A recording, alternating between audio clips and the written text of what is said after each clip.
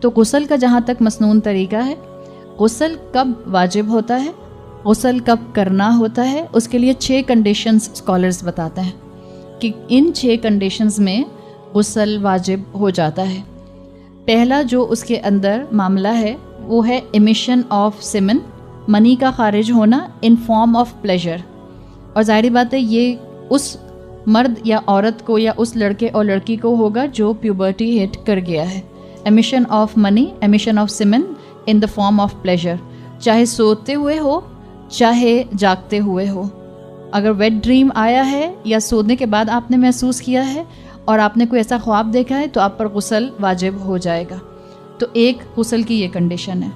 دوسری کنڈیشن، اچھا بعض لوگوں کو سیمن کا جو ڈسچارج ہوتا ہے وہ کسی بیماری کی وجہ سے ہوتا ہے، وہ اس غسل کے اندر وہ کیفیت نہیں آتی۔ نمبر 1 اس بیماری کا علاج کیجئے، اور نمبر 2 اس میں آپ کو ہر مرتبہ اپنا غسل اپنا وضو فریش کرنا ہوگا اور اپنے انڈر گارمنٹس چینج کرنے ہوں گے۔ تو اگر بیماری کی وجہ سے ایسا ہو رہا ہے، it's not due to the form of pleasure, تو پھر اس میں آپ پر غسل واجب نہیں آتا۔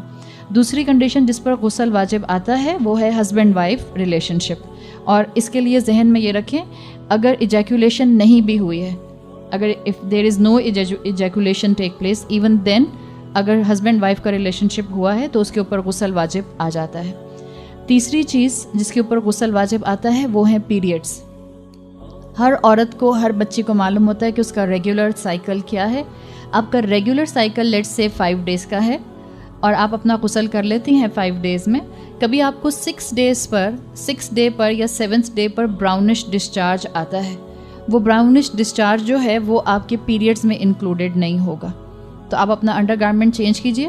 اگر موقع ہے غسل کرنے کا تو موقع کر کے ایک دفعہ بہتر ہے تسلی کر لیجئے، ادروائز آپ اپنا ہر دفعہ نماز کا فریش وضو کریں گے۔ کچھ خواتین کو استحاضہ کا پرابلم ہوتا ہے، اس کا علاج موجود ہے، اور اگر علاج نہیں ہو سکتا تو اس کنڈیشن میں بھی اسکالرز کہتے ہیں کہ ان پر ہر مرتبہ غسل نہیں آئے گا، اس میں ہر دفعہ ان کو اپنا انڈر گارمنٹ چینج کرنے کے بعد ان کو فریش وضو ہر نماز سے پہلے کرنا ہوگا۔ چوتھی کنڈیشن جس پر غسل واجب آتا ہے وہ نفاس کی سچویشن ہے، پوسٹ پارٹم بلیڈنگ، جو ڈلیوری کے بعد خواتین کو بلیڈنگ ہوتی ہے۔ ہمارے ہاں ایک متھ موجود ہے کہ 40 دن تک عورت پاک نہیں ہوتی، 40 دن کی کوئی لمیٹیشن نہیں۔ ہر عورت کا اپنا سائیکل ہوتا ہے، ہر عورت کا اپنا فزیولوجی کے مطابق جو ہے وہ ریاکشن ہوتا ہے۔ ہو سکتا ہے کوئی عورت ڈلیوری کے 20 دن کے بعد فارغ ہو جائے، اب وہ 20 دن انتظار نہیں کرے گی کہ جب تک 40 دن نہیں گزر جائیں گے میں پاک نہیں ہو سکتی۔ جس وقت اس کی بلیڈنگ رک جائے گی اس کو اپنا غسل کر کے اپنا نماز اور روزہ اور جو بھی اس کی عبادات ہیں اس کو اس نے شروع کرنا ہے۔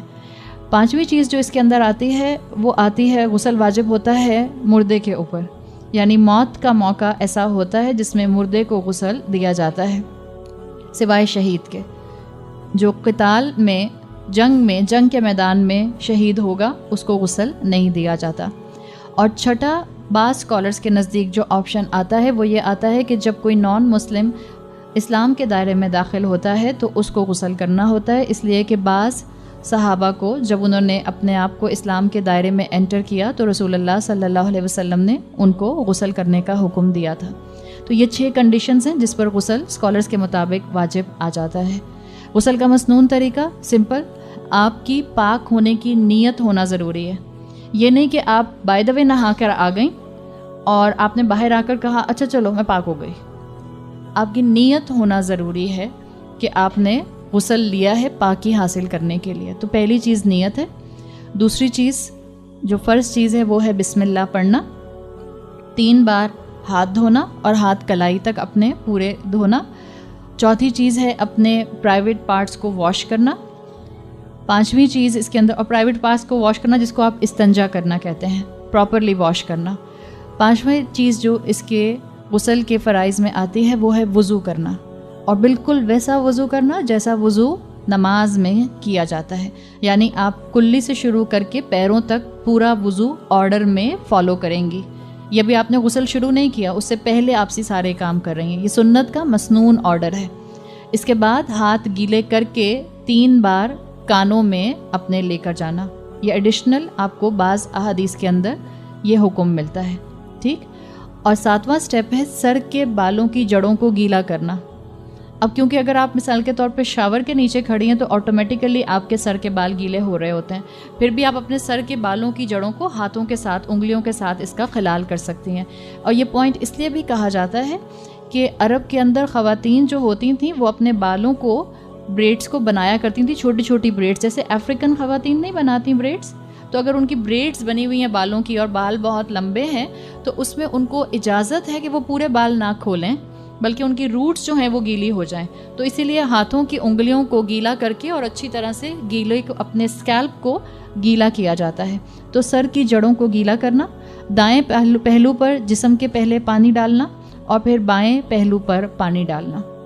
اس طرح سے آپ کا غسل مکمل ہو جاتا ہے. اور خاص طور پر جو آپ کا بیلی بٹن ہے، جو آپ کے آرم پٹس ہیں اور جو آپ کے انڈر نیز جگہیں جہاں بینڈ ہوتے ہیں، اگر آپ بیٹھ کر نہا رہے ہیں تو بینڈ جگہ ہوتی ہے، وہاں پہ چانسز ہوتے ہیں کہ پانی ٹچ نہیں کرے گا، تو ان جگہوں کے اوپر خاص طور پر پانی کو پہنچانے کی کوشش کرنا تاکہ آپ کو پورے جسم کو پاکی حاصل ہو جائے. یہ غسل کا مسنون طریقہ ہے. اس کو سیکھیں، اپنی اولادوں کو سکھائیں اور اس کو آگے پھیلائیں، اس لیے کہ طہارت کا علم حاصل کرنا ہر مسلمان کے اوپر فرض عین ہے.